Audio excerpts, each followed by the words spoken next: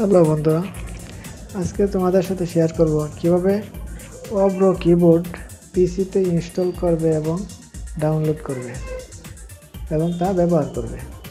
তো প্রথমে আমরা একটা ব্রাউজার ওপেন করব। আমি মজিলা ফায়ারফক্স ব্রাউজারটা ওপেন করলাম।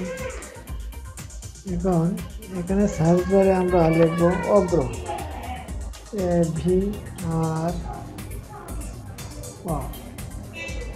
এই যে এখানে আছে অব্রো কিবোর্ড। এই অব্রো কিবোর্ডে আমরা টিকলাম। তারপরে এখানে অনেকগুলো সাইটে দেখা যাবে, তো আমার জন্য কোনটা প্রয়োজন সেটা আমি দেখব।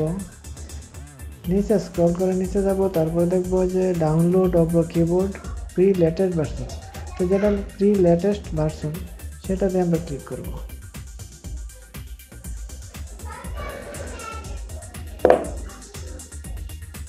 এখন এখানে আসছে ডাউনলোড অব্রো কিবোর্ড ফর পিসি। এখানে লেখা আছে ফ্রি ডাউনলোড ফর পিসি, তো আমি এখানে ক্লিক করব।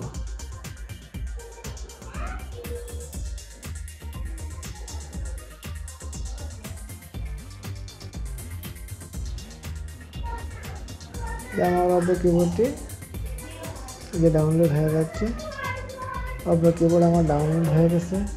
এখন এই যে ফাইলটা দেখছো তোমরা, এটা তোমরা কোথায় পাবে? ডাউনলোড অপশনে।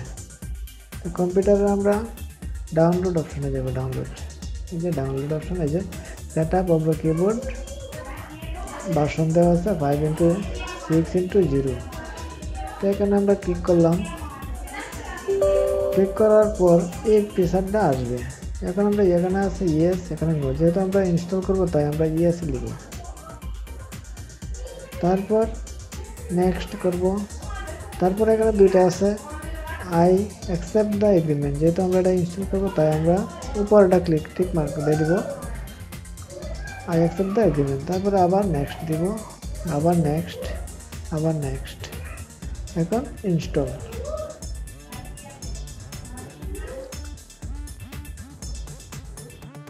আমার অব্রো কিবোর্ড ইনস্টল হয়ে গেছে।